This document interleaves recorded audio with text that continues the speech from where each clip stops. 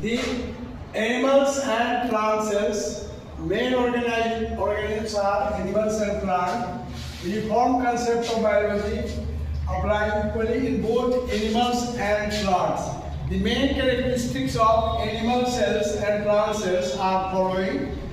Every cell is bounded by an extremely thin, elastic, living cell's plasma membrane, hence shape of the cells changeable. In the case of plant cells, in addition to cell membranes, every cell has outermost hard and non-living cells. Cell walls formed by cellulose. Hence, cells of plant cells are unchangeable.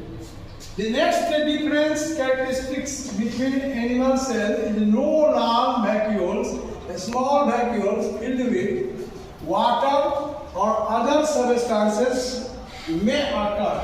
But in the case of plant cells, usually one central or two or three central large vacuoles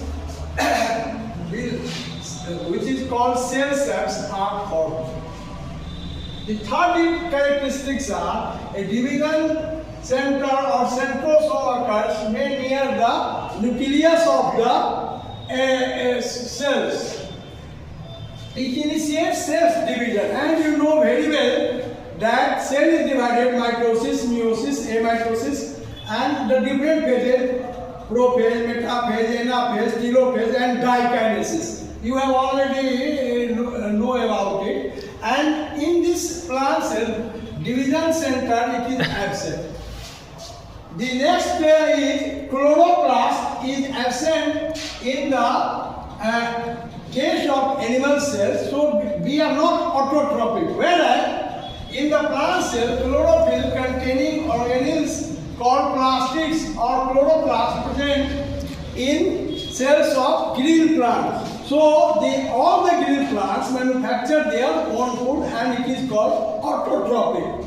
And the other characteristics you have already explained growth. The growth of the animals is fixed time, and after that time the growth will be stopped. But in the plants, growth is going on. Of course, there is a annual, perennial trees, but growth are unlimited for plants in comparison to animals. Locomotion and movements. Locomotions, you have already, our locomotion is our foot